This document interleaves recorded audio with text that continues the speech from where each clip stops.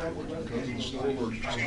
And the city manager and several other city officials are going to go into the podium here in just a couple of minutes. And we'll be getting details on what this does to the city's problems, such as towing cars and clearing the streets. And so, please stay with us. You can follow the news conference with us here live as it unfolds. Hopefully a lot of questions will be answered. Some more details on how they came to this decision. Dennis County of the Public Works Department is setting up the podium. Okay, if we could have your attention, please. At this point, we would like to kick off this event to discuss the city's current state of affairs with the snow operation going on. Today we'll have with us, we have the Assistant City Manager, we have key department directors from throughout the city who have been coordinating our response. And at this point, I'd like to turn it over to the Acting City Manager, Troy Schulte. Thank you, Dennis. This afternoon, Mayor Funkhauser declared a state of emergency for Kansas City, Missouri, effective this afternoon for a period not to exceed 3 days. What this does is allow us to mobilize all of the city's resources, cut through any red tape that maybe would exist in terms of procurement, allow us to extend hours, work assignments so that we can continue to have a full-scale mobilization in response to this blizzard. I want to thank the residents of Kansas City who have cooperated by getting off the streets, allowing emergency services priority to have a response, and allowing us to try to keep up with the snow response. We are struggling with the winds to try to deal with the residential, so our focus right now is to make sure that emergency services are provided first and foremost by our police ambulance response, and we're going to continue to plow overnight the main arterials and collectors so that we can try to facilitate traffic. We're continuing to ask that all non-essential work be suspended, allow the city to just kind of catch up with this process. But again, I appreciate the patience of our residents as we battle this issue. But the full resources of the city of Kansas City are mobilized, and we're gonna work at it until we get it cleaned up. So, Mr. City sure. Manager, is there going to be a travel restriction for residents of Kansas City? No, at this point, we're just asking people to not travel to the extent possible. We are asking people to park make sure that they get off-street parking to the extent that they can. If they can't, to park on the west side of the road on all north-south streets, and on the north side of the road on all east-west streets. So again, that will allow us to use our heavier equipment to mobilize and do snow plowing operations within the residential neighborhoods. But no travel restrictions. We're just asking folks stay home, stay off the roads, allow emergency services first priority, and allow the city to keep up with the snow removal response. What other sort of broad powers does an emergency declaration give the city? Basically, just allows the city to suspend its procurement rules. So if we need to buy additional materials, equipment, we can suspend some of our work rules, allowing personnel to stay longer. Those types of issues. We also have the ability, if we need to do some emergency declarations, remove vehicles if they become problematic. Those types of issues, close, evacuate parts of the city if it becomes warranted. Basically anything and all necessary issues that we need to make sure that the safety of the public is protected. Mr. Schulte, how would you characterize the nature of this storm? The National Weather Service describes this as a crippling storm in their forecast. Is Kansas City crippled? I don't think Kansas City is crippled. We're working hard to make sure that it doesn't get crippled. And what we need is the public's cooperation by staying off the roads, allow us to catch up. Again, the response has been tremendous. Call volumes for emergency services are below normal. So again, they are cooperating with us, but we are having difficulty moving equipment and personnel around the city. So the more that they can stay home and let us do our jobs, the less likely we are to become crippled and have to pull emergency personnel off of those basic response issues to deal with life-threatening emergencies. So they can help us to make sure that we don't become crippled.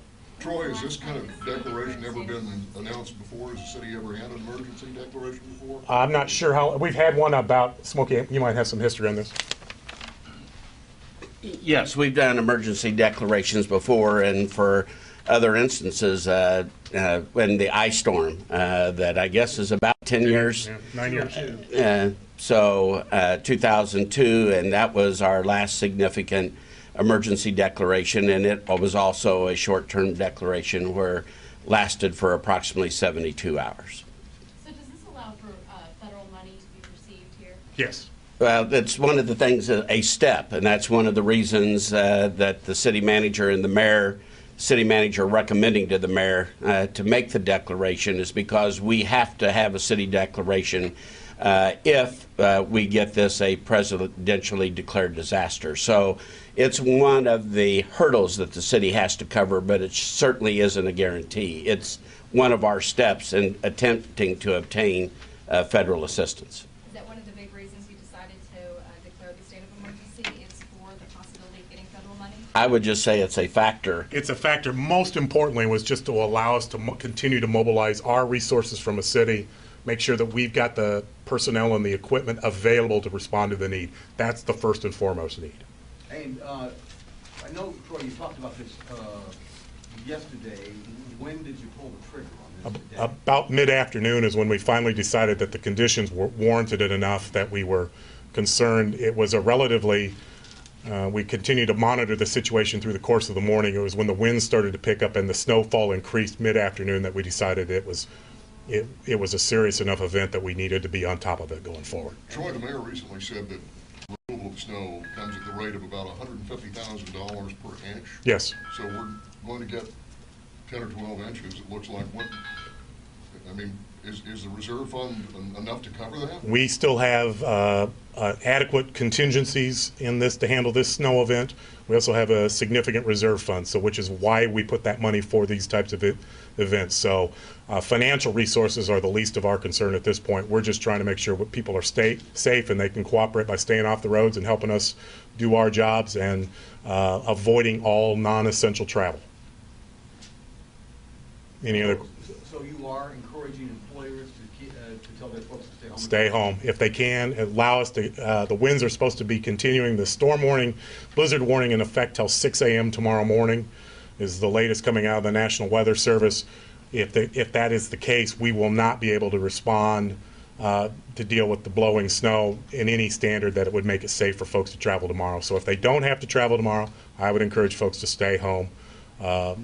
Talk to their employers, obviously, but if you don't need to travel, stay home. Let the city take care of it, clean up themselves. Do you expect to have the roads safe to travel? We will continue to work all night on the main arterials and the collectors. Hopefully the winds will die down tonight. We will allow to go into the residentials.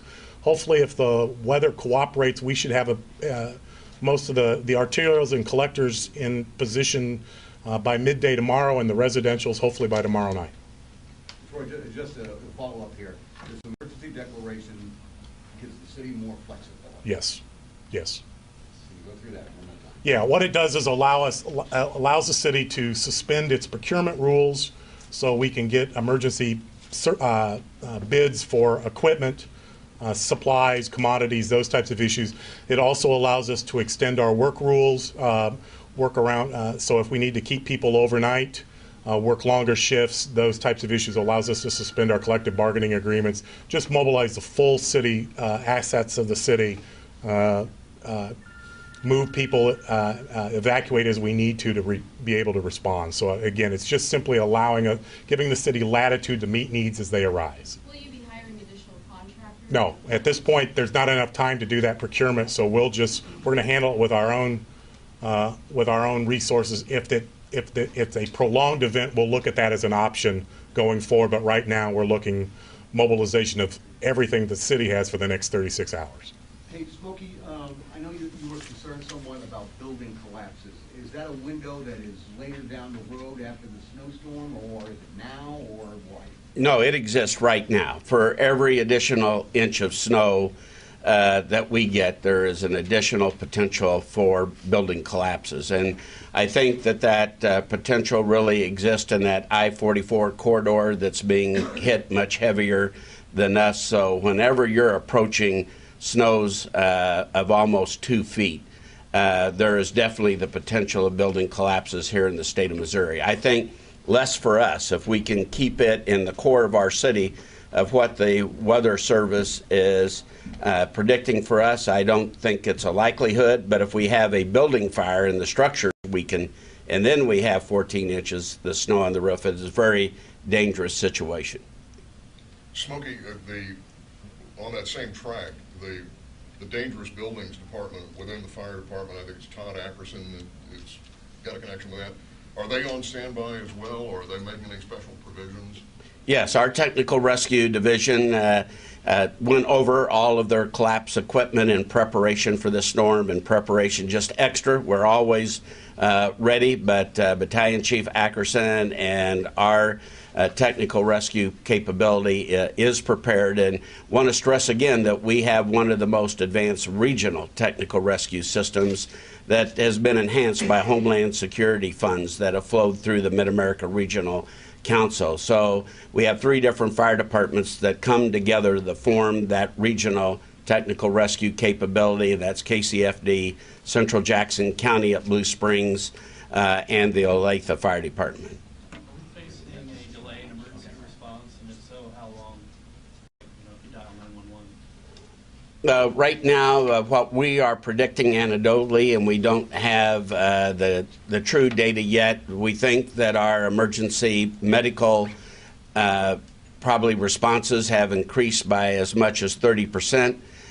For the typical fire structure call, probably there has been an increase in 15% of those, and we are emphasizing to all of our personnel that our objective is to get to the scene and to be able to provide service to our citizens and to keep the citizens and our personnel and equipment safe.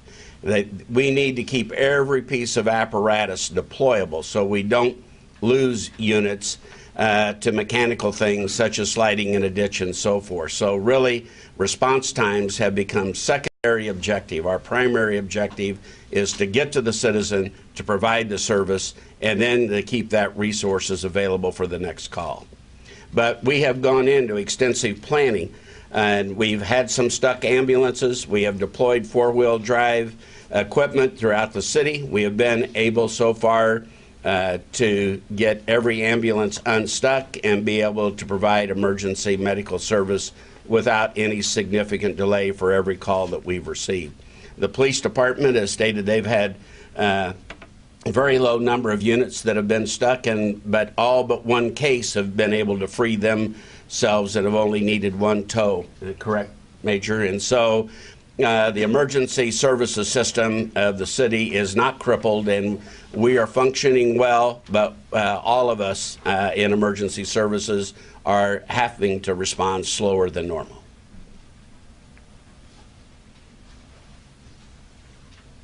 Thank you.